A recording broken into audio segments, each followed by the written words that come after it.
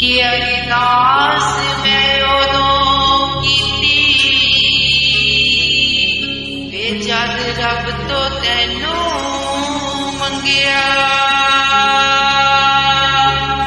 इक अरदास शुकराने वाली रब सुख मेरी नू